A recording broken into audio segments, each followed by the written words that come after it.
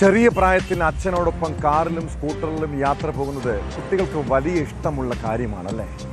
പുറത്തു പോകുമ്പോൾ കുറേ നല്ല കാഴ്ചകൾ കാണാം. അച്ഛൻ മിഠായിയോ പലഹാരങ്ങളോ ഒക്കെ വാങ്ങിക്കൊടുക്കും. ആലപ്പുഴ മാന്നാറിൻ്റെ 6ാം ക്ലാസ്സുകാരി ശിവഗംഗയും അവളുടെ കുഞ്ഞനിയത്തി ശിവകീർത്തനയും സ്കൂളിൽ നിന്ന് അച്ഛൻ്റെ ഒപ്പം കാറിലാണ് വീട്ടിലേക്ക് പോകുന്നത്. പതിവ് പോലെ അച്ഛൻ ജ്യൂസും പലഹാരവും വാങ്ങി നൽകി.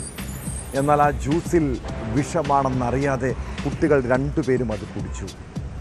മക്കൾ മരണവെപ്രാളത്തിൽ പിടയുന്നത് കണ്ട അച്ഛൻ മനോജ് സ്വയം വിഷം കഴിച്ച് ജീവനൊടുക്കി. 11ഉം 7ഉം വയസ്സുള്ള 2 കുരുന്നുകളും ഗുരുതരാവസ്ഥയിൽ ആശുപത്രിയിൽ ചികിത്സയിലാണ്. സാമ്പത്തിക ബാധ്യതയാണ് മനോജിനെ ഈ കടുകൈ ചെയ്യാൻ പ്രേരിപ്പിച്ചതെന്നാണ് സംശയം. സംഭവത്തിൽ പോലീസ് കേസെടുത്ത് അന്വേഷണം ആരംഭിച്ചിട്ടുണ്ട്.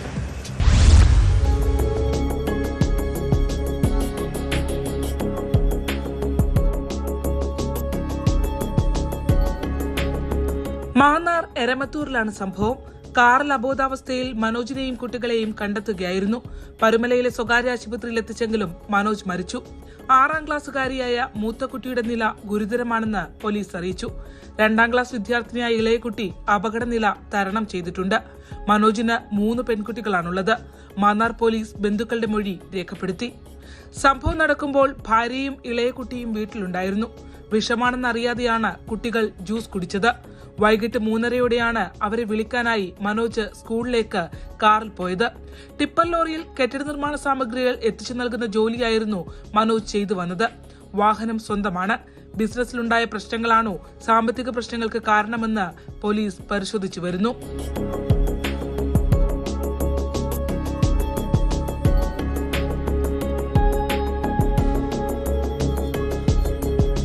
ന്യൂസ് 18 ആലപ്പുഴ.